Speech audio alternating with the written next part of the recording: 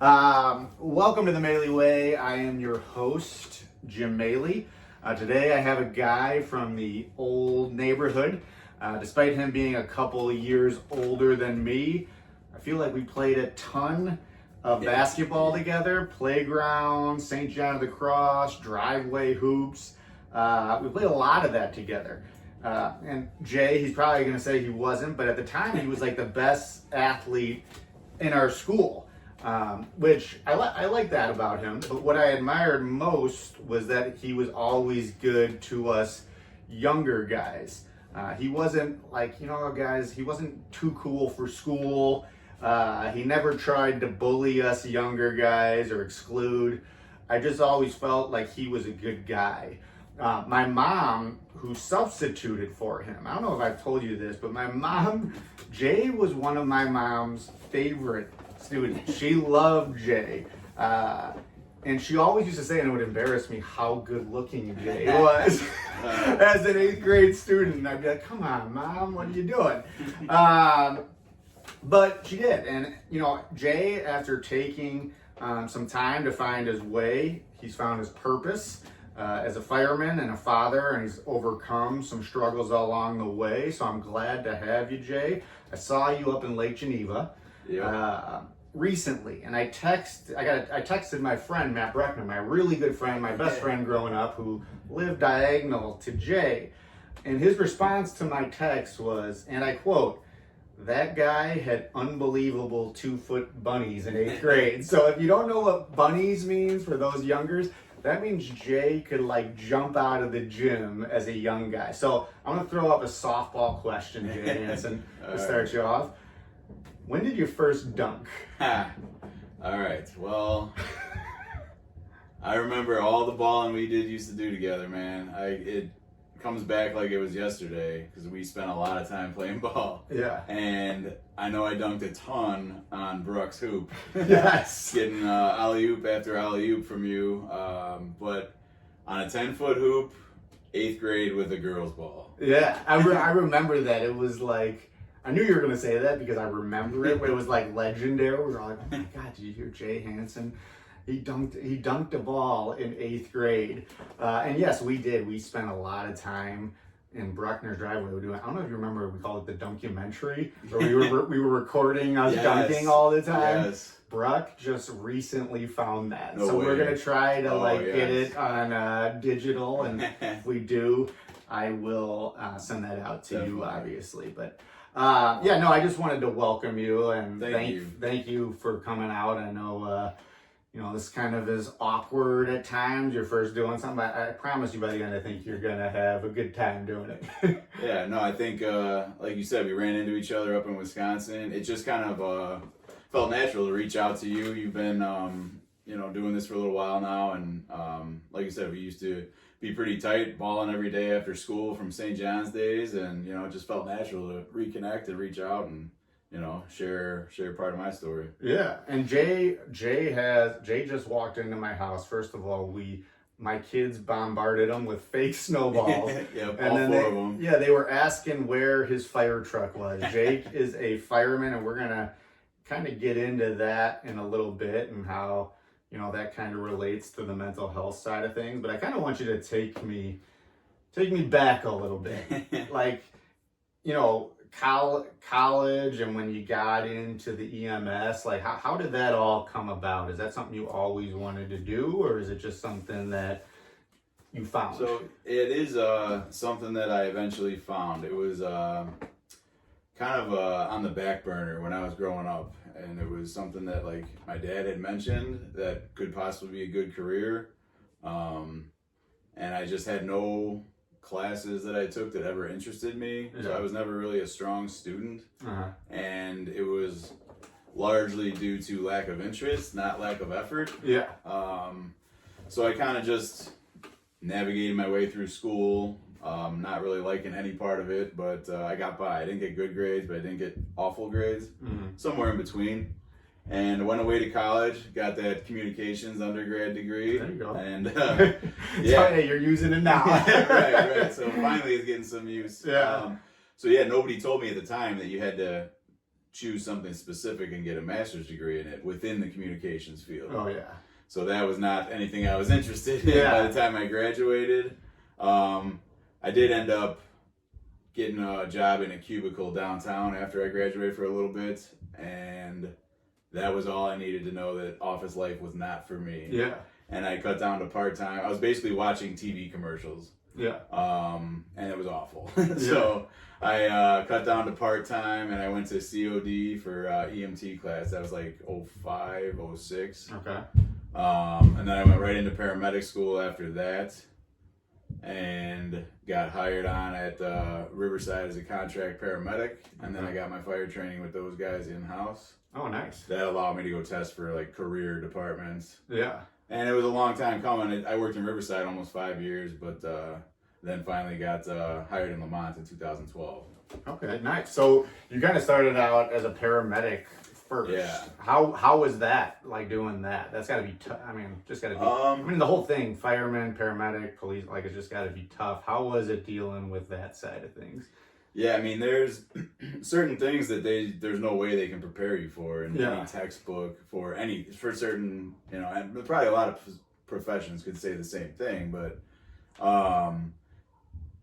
we got, you know, hammered with cardiac stuff in the classroom, but no, they didn't tell us anything about what shift work can do to your body over time, or, you know, stored trauma and all that, what that can do to your body, your mind, your relationships, your health overall. So there's a lot of kind of just trying to navigate it as best we can now without a playbook. Yeah. And I mean, you've probably seen that over the years, not only with yourself, but with different people that you've worked with, like in that line of work, either as a EMT, fireman, how it's kind of taken a toll on not only your body, but like the mental health side of things. Yeah, definitely.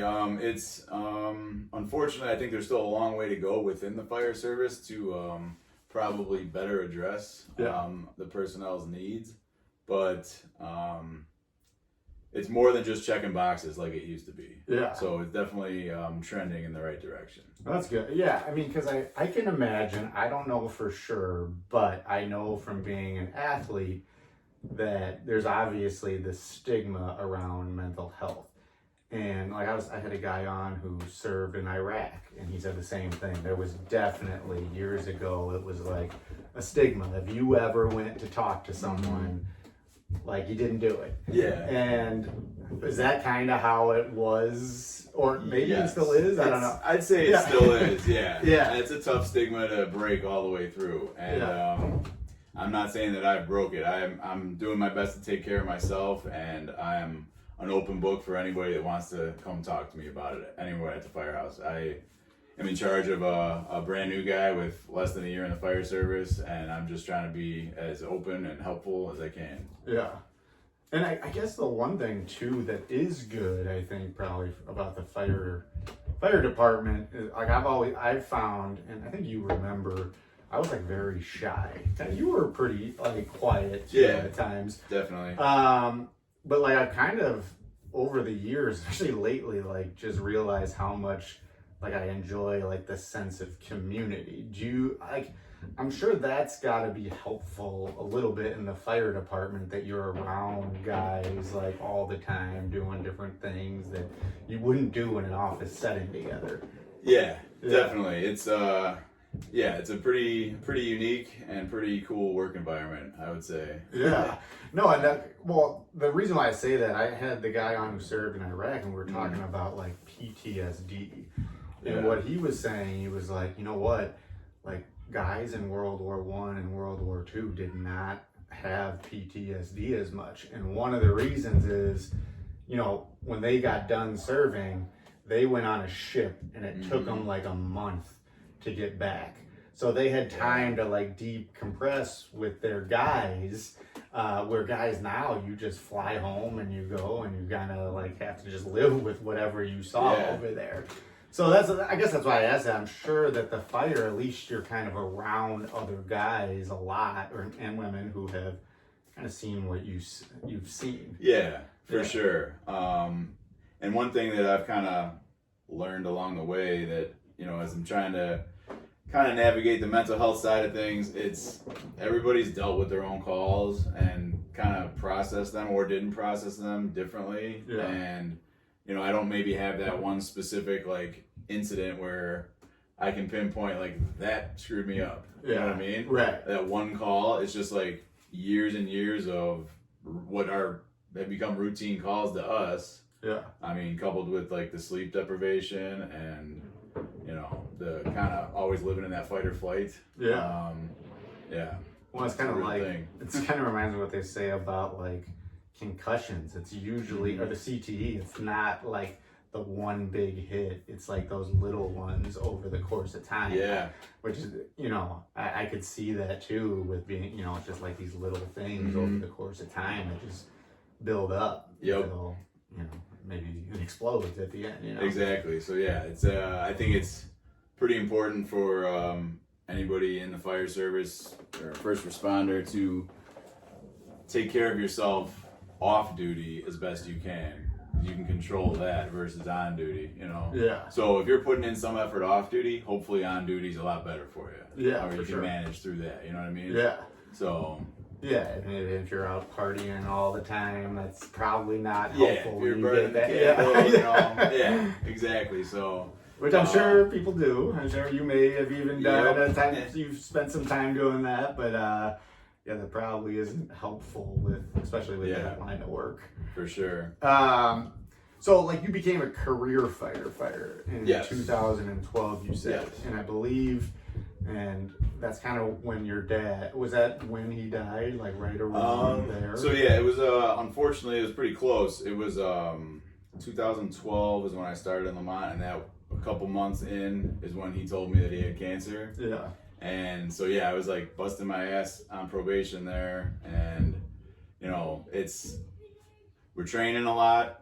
You got a lot of studying to do and memorizing the rigs and everything. So you're kind of really all in all day long. Yeah. And then when I was getting off duty, I had gave up the partying downtown life and moved out to the burbs when he got sick. So I rented a place to be close to my parents to be able to help out as best I could, and kind of doing that on my off days. So I think I kind of was thrust into the fire service in that fight or flight, living in that for my whole first year. Yeah. Kind of like welcome to the party. Yeah. Your personal life's jacked up now too. So yeah, it was a tough year, man. Yeah. And sure. then but you said he got to see you. Yeah. Get your badge pinned on you. Yep. So yeah, it's January of 2013. My dad was still sick, but he was able to pin my badge on me at the swearing-in ceremony when I got off probation. Yeah. So I mean, that's like my last great memory with my dad, and it's awesome. So that's very thankful for that. And I think you said it was especially cool for him. I think you said that you were like a little black sheepish, right? And he wanted to make sure you were taken care of. Yeah, I mean, kind of like he could almost rest easy now. He knows I'm on a good path, and something that I enjoy. And he actually, I remember he grabbed the mic and gave a little speech at that meeting after I got sworn in. And the next day on shift, the chief came in. He's like, "Hey, nobody's ever given a speech like that, let alone like somebody's dad." So, and it was just like how much I actually enjoy coming to work and the guys I work with, and it's just it was a very positive experience for me starting out in the fire service, and just he could recognize that. Yeah, and I kind of like that you said that too, because I'm a teacher, and I teach kids, I teach families. Like I'll have a kid who's in a family, and then you'll have the one kid who maybe is the black sheep of the family.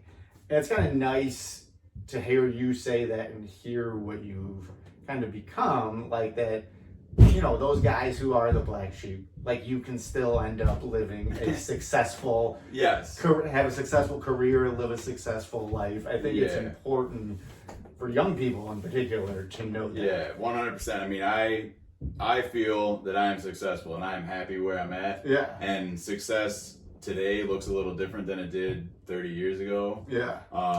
And I think that's something that originally I think my dad thought the fire service would be great because you can get a side job and get 2 pensions. Yeah. Double dipping's hard. I mean, I'd love to, but it's just so hard. And Yeah. I had, the job of my lifetime was taking care of my girls when they were little. And, so that's just a little bit different than, what some might consider success. Yeah. Or how it translates from 30 years ago. But, I mean, I consider that, to me, I think you kind of are saying this too. To me, my job is dad. Like, my number one job is dad. Yes. And that allowed you to do that. Like, it allowed you to really do that. And as hard as I know that had to have been being home with the kids, not too many people get that opportunity. Well, there's only 2 of them, thank God. Yeah. I even have 4. Like, So they don't throw snowballs at me when I come home or walk in the door. True. All right. So you become a firefighter, and I think at around this time, is that when you started with your dad? Like, is that when you started dealing with like depression and that type of thing, or did it have to do more with other stuff, or is it something that you dealt with before? Yeah, what are you thinking? I think I think it kind of had been brewing for a while, and then it got to the point where I was like, maybe I should try to do something about this. So I actually did try to go to therapy while my dad was sick. And I just looked up a random therapist, gave it a try, and I did not like it. It was not a good experience. It was just like, literally might have been the yellow pages. I don't know. Whatever, Google. But it was just a bad experience. No, I mean, and I can see, like, I've only really gone to one therapist. She was amazing. Her name's Amy Lambert. She was great during COVID, but that was more because, like, my depression, I think, had to do with like the situation at that time, and all the other times it really didn't. It was just kind of random. So like I can see therapy. To me, for therapy, and I know this might be against what other people say, I need relatability at times. And so I gotta imagine for you, like, did they have a therapist who was like a fire person? So that's a great question. And so my first go around with therapy did not last long, only maybe a few sessions. Immediately wanted to have me on pills. And I think I agreed to that, but then after a short time, I'm like, no, I don't like that provider. I'm not going to listen to him. I don't want to be on these pills. I don't remember what they were, but fast forward, and I think a few years ago is when I started going to a therapist again. And I went to a place that is just first responders. That's all they deal with. They're first responders and their families and veterans. That makes sense. And like, so now I don't. So there's been times where I've been really good about it, going every week or whatever, or Zooming every week. But so I'm not as religious about it anymore. But she's a cop. She's a retired cop. So that's immediate connection. I mean, she was a crime scene tech and processed some of the worst shit probably ever. So I mean, that totally, and it's not to say, I don't want, like, Amy Lambert, who was great with me, I don't know necessarily that we had a lot in common, but I do think the relatability factor does matter a lot, but specifically with men, specifically with people that I think are kind of more on this side of like, mental health isn't really a real thing. I think, not that you were, but you might have been, like I was. For those people, I think they need that relatability factor. You know what I mean? Like, where someone who maybe like gets the whole mental health thing, I don't know if you necessarily need someone that you can relate to as I think much. so. If I was probably a little less stubborn and more open-minded, it might have been a different story first time around. But this definitely helps. I felt at least it's getting me somewhere. And so you said the two with the medication. Was that not, like, were you not feeling that at all? Like, was it not working, or were you just kind of sick of just the whole thing? So you're just like, I'm done. I'm not going to try that. I tried it, and I don't remember exactly. I don't even know what it was, but it just... I didn't feel much different. And I was like, this is, I mean, I waited like the 6 weeks or whatever they suggested, but then I just cut it. Forget it. And I mean, to me, that's kind of what I've found is you got to kind of figure out like what works for you. Yeah. Like it's a nuanced thing. Like something that might work for me might make you more depressed. You know what I mean? Like it's a nuanced thing that It is. you got to kind of just stick with and figure out what works for you. Just that makes me think. It reminds me of a rotation that we did in paramedic school, where they actually treat depression and other mental health issues with shock therapy. Like what? Like they put electrodes on your brain. Oh, I've heard people doing that. Yeah. It seemed like so barbaric at the time, but I think the patients that were in that setting were like, I want to say like at their wits' end. Like they've been around a while, trying different things. I'm gonna try anything. Like, okay, yeah, I'm gonna sign up to have a seizure. Like, sure. Yeah. I mean, for some it worked, you know, and it was crazy to me to think that this is, you know, the best option. But now I understand a lot more about the mental health side of things, and that probably was their last effort. You know, they've tried everything else. Yeah, I know someone recently who did that, who was like at wit's end, like you said. Yeah. And they did it, and it was successful. Like awesome. But again, I don't know if that's helpful. Or it definitely isn't. It's not helpful with everyone. But it was for them. So like, it's awesome. Might as well do it. So all right, you talked too about like being in the fire department. So when you started going through depression at that time in 2012, you know, those things didn't work. Didn't like them. Were you able to get your way out of that at all, or were you just kind of steadily in that space until years later? No, I'd say I kind of snapped out of it eventually, just kind of on my own. It just took a little bit of time on, you know, my own terms, I guess. And I think that's kind of been something that's, I don't want to say like a driving factor or something, but like kind of if I have enough time to think about something or stew on something and give it some extra thought and maybe think about it from a different perspective, that has been my kind of, I don't know, success path for certain things. Yeah. Well, what did depression look like for you? Like what you know, because like for some people it's, again, that's nuanced too, what it looks like.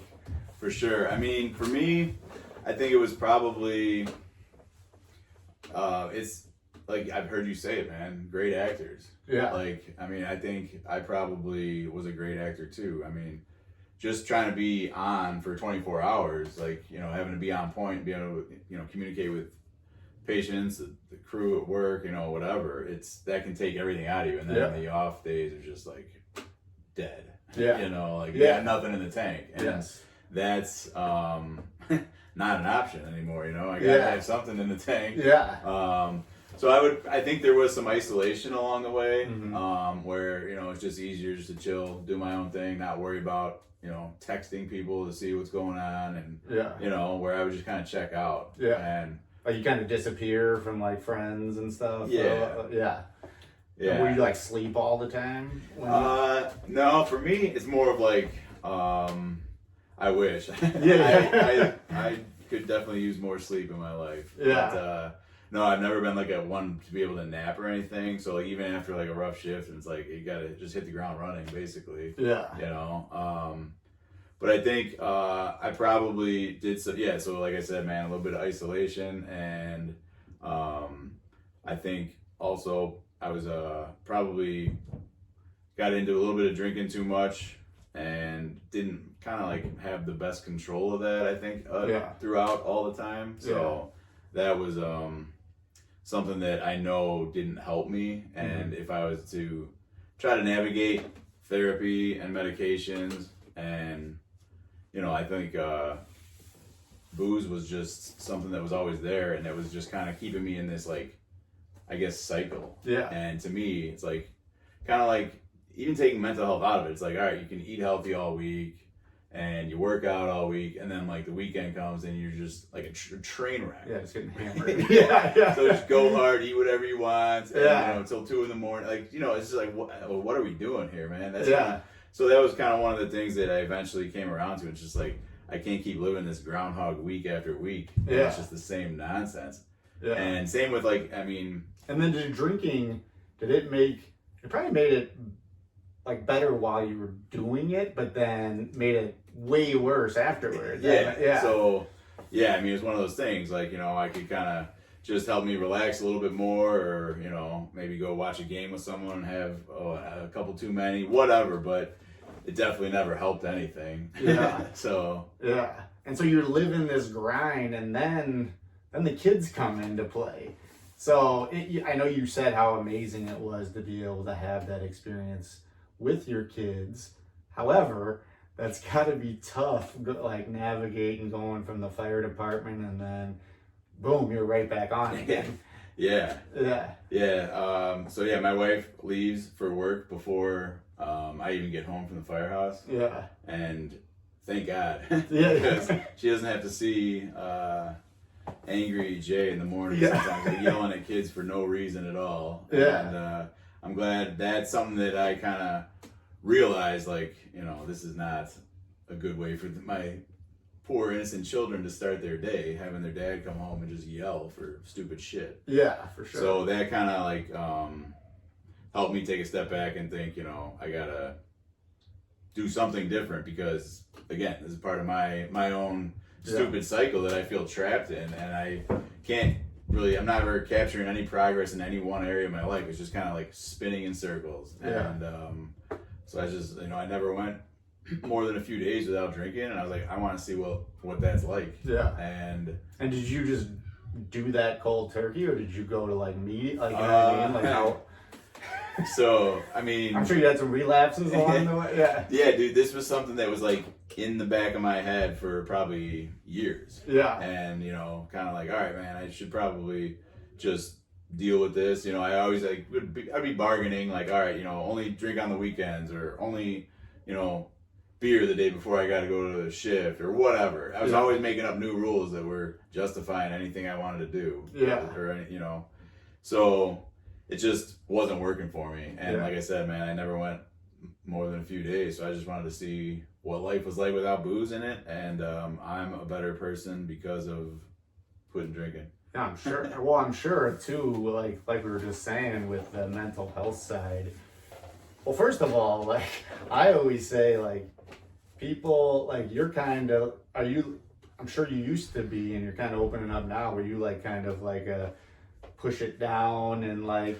Oh yeah. Yeah, like quick. No, I'm not talking about anything. Yeah, no, yeah, we talked before, dude. Like, the Irish Catholic. Yeah, a lot of joking and laughing, but not much serious conversation. Right. Ever. Yeah. So like that's why I looked up. I was like, I wonder, like with the boozing, like if that's something that like is just inherent, and like there's no biological link, but the culture, I think, creates, these mental health issues, and then you turn, I mean, it could go the other way around too, but I think that happens to a lot of people who end up becoming alcoholics, is they're dealing with that mental health side first. Yeah.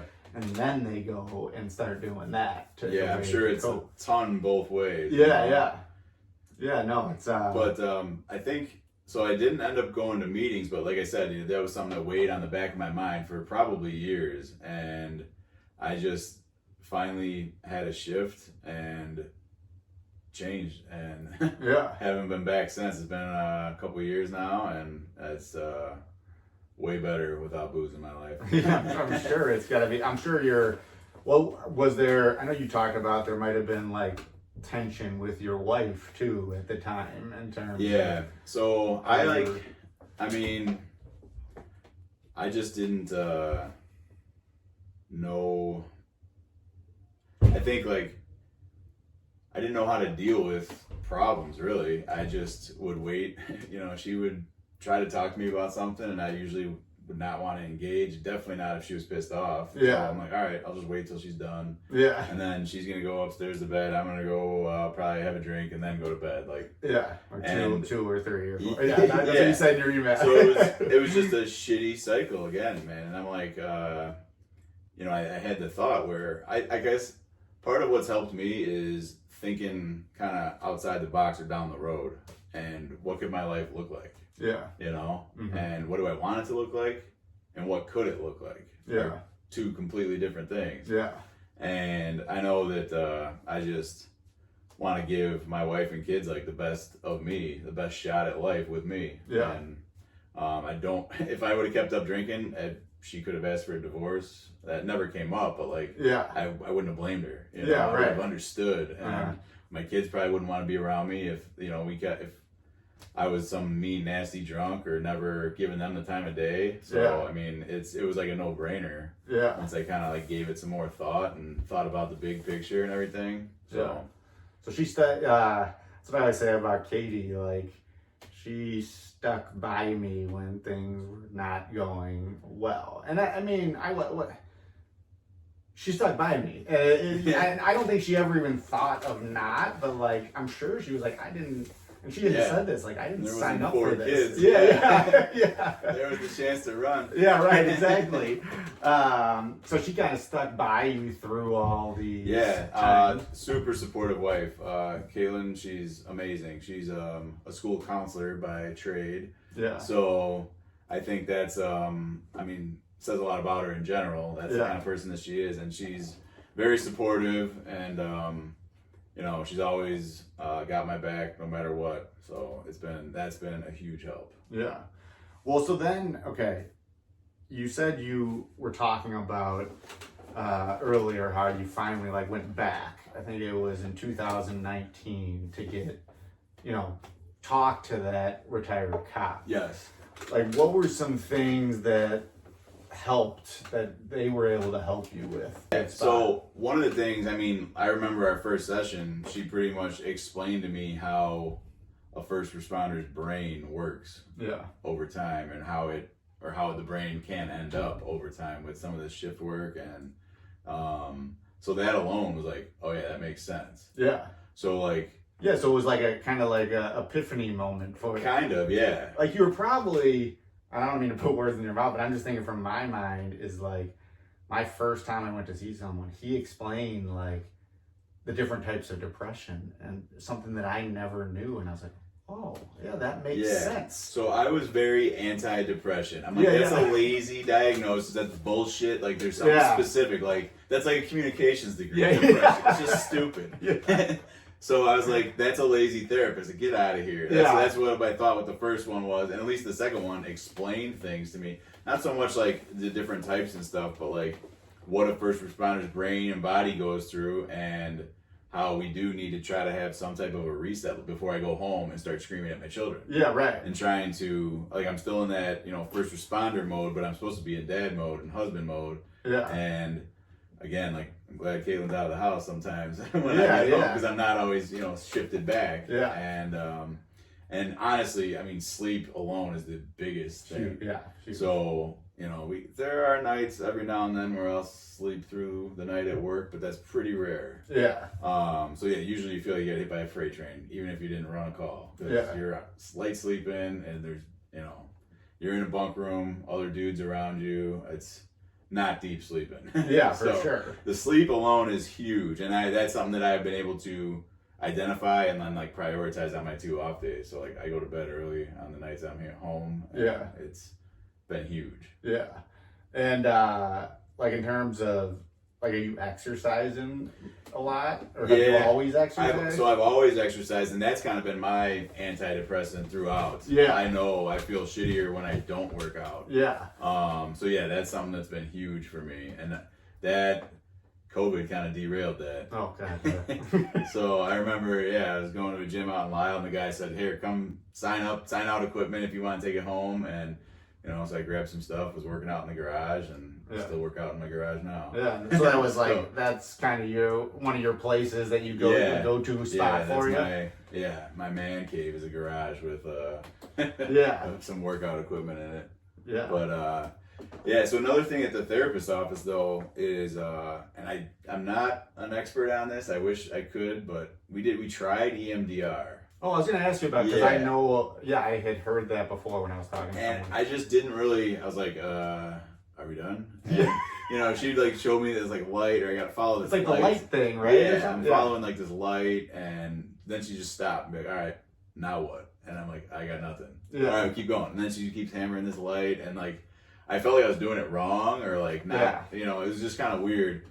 But I think we got kind of through some stuff through it. But like I said, I'm not the expert on it, but I think it's something that's, what's the harm, you know? What's a few minutes at the end of a session that worth a try? So we did it for a few, and I think it was beneficial overall. I do know that like some of them offer it like online, which I don't know how that would be if you got to like a therapy online, like EMDR online. Oh, really? Yeah.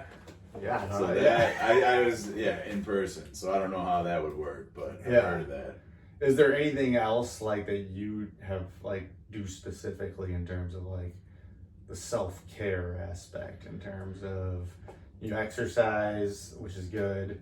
How do you eat right? Try to, for sure. Yeah, man. I think you know, that's part of it. I mean, so aside from, you know, quitting drinking and trying to eat right and exercise and everything, man, I see, like, I've seen what cancer can do to someone. Yeah. And I see what, like, you know, diabetes, being, you know, 300 pounds in your old age and being diabetic. I see what life that is. Yeah. And like, so being like a medic running these calls is like a glimpse into what my future can look like. Yeah. And so I'm just trying to take care of myself. That's a because good point. I see what it could look like, and that's not for me, man. I want to be able to move around, do whatever I want, whenever I want, when I'm tired. So that's a good point. Like you're being exposed to all these different things. People can't even get up out of a chair. And I mean, I'm gonna run every call with a smile on my face, but like, they're pretty ridiculous, some of them. Yeah, like, right. It's just like, I just don't want that for myself. Yeah, so you gotta make sure that doesn't happen, obviously. Yeah. Are there any other, like, do you talk to your wife about anything now? You know what? We kind of like, that was one of the things that we talked about in the therapist's office. Like, she was like, you gotta have somebody to talk to. Yeah. Because, I mean, I know like other firemen get it or whatever, but like, she never asked me about anything work related, and I never talk about anything work related, but the therapist is like, you really need to do that. Yeah. And so we did. It's not like regular, but you know what you could do? Come up, be a guest appearance with your wife on the we were on the I Love You But podcast. Oh man, I don't know if we're ready for that. But seriously, I mean, obviously not the podcast, but I have also found this is like, especially you're really busy, and I'm busy, and then we got these kids, and we're running around, and like damn kids. Yeah, but like now me and Katie plan this like hour-long time a week where we just sit, and a lot of times we're just messing around and joking around, but it is kind of nice. Like, I can't explain it. It's like kind of nice. I was going to ask you about that directly. Like, I mean, that's got to be huge for you guys. Yeah, it's huge. Like, I mean, we don't get to talk to each other ever. And like there, we're like, all right, it's almost better than. You guys ever do like a date night at all? I mean, I'm like talking about kids probably. Yeah, this is like better than a date night. Like you're actually like just talking to each other, and obviously you don't need to do it on camera with things. Yeah. But I do think it is valid, and I would have never thought that, like, as someone who was like really shy.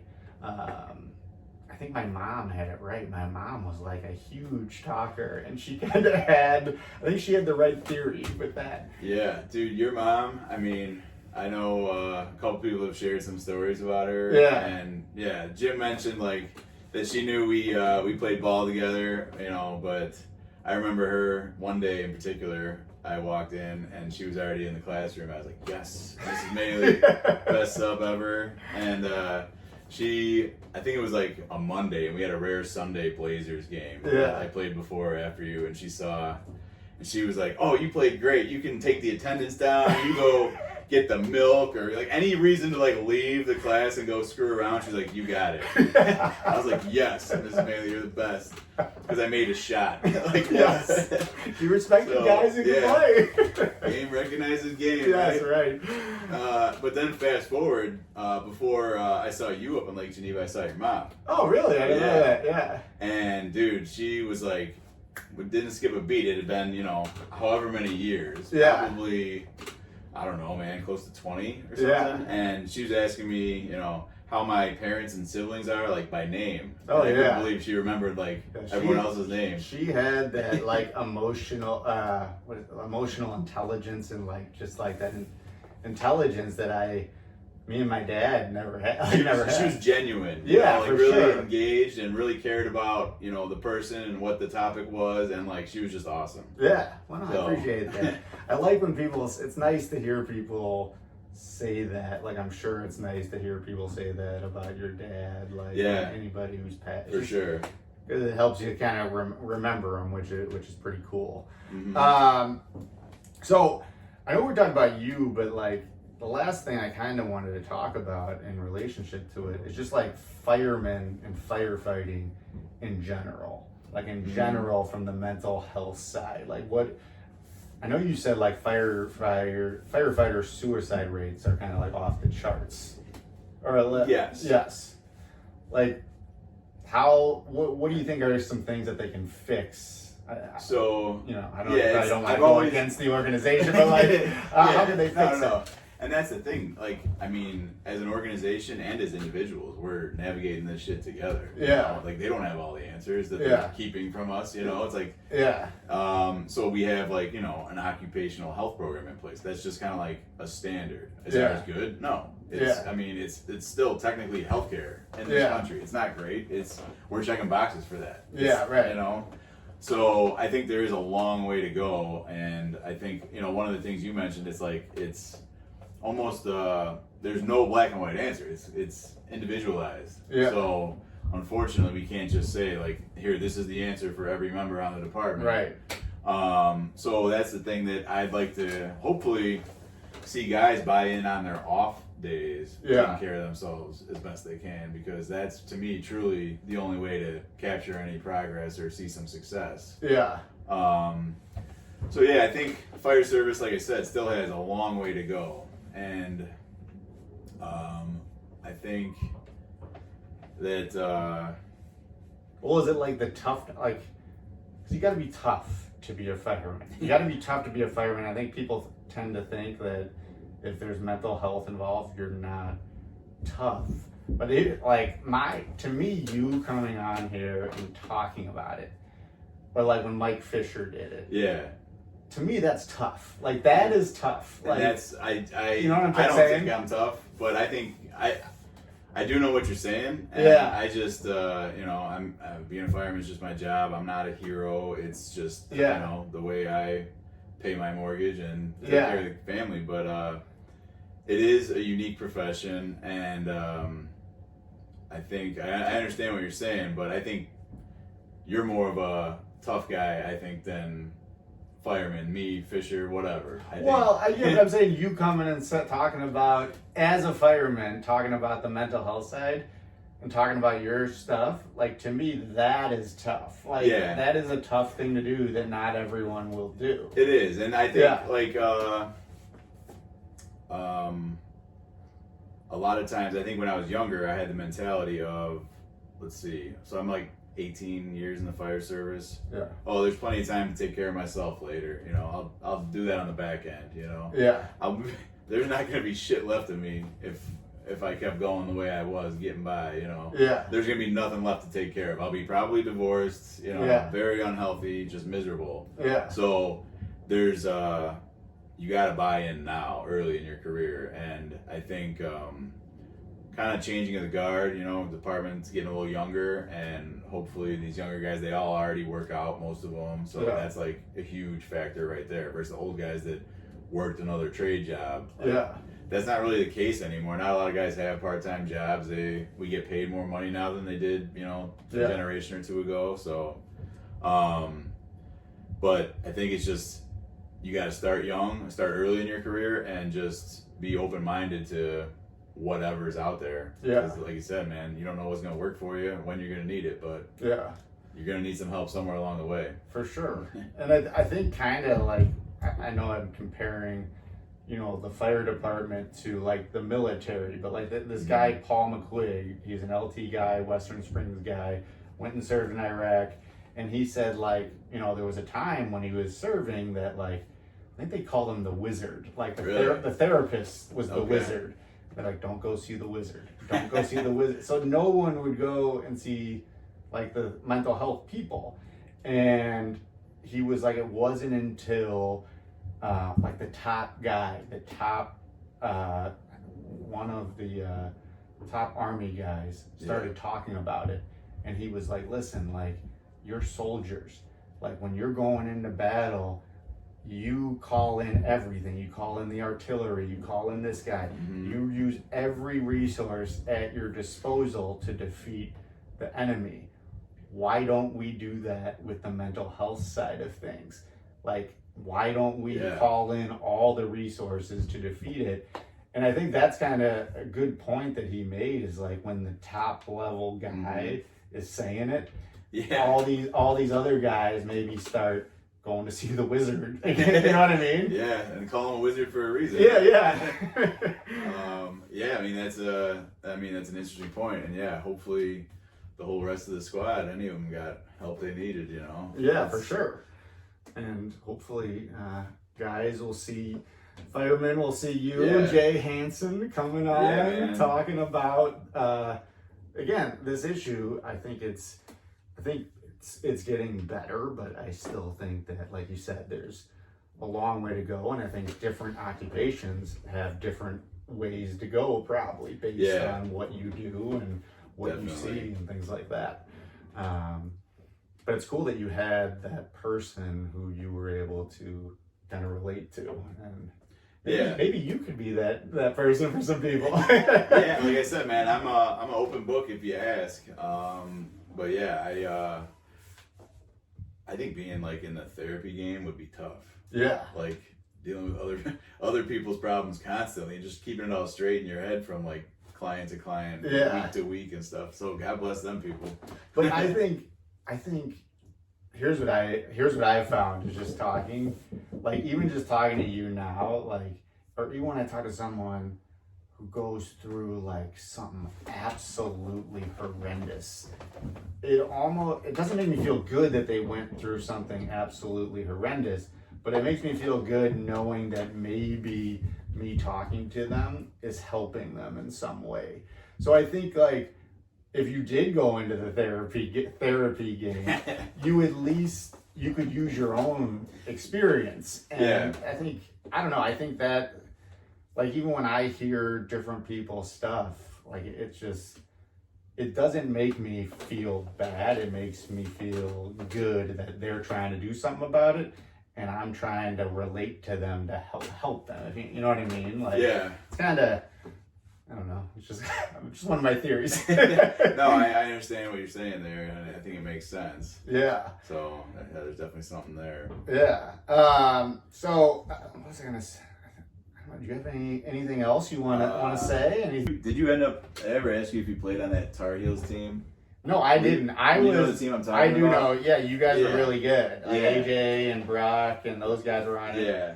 No, I was just playing because I was playing a year up anyway, so that would have been like two.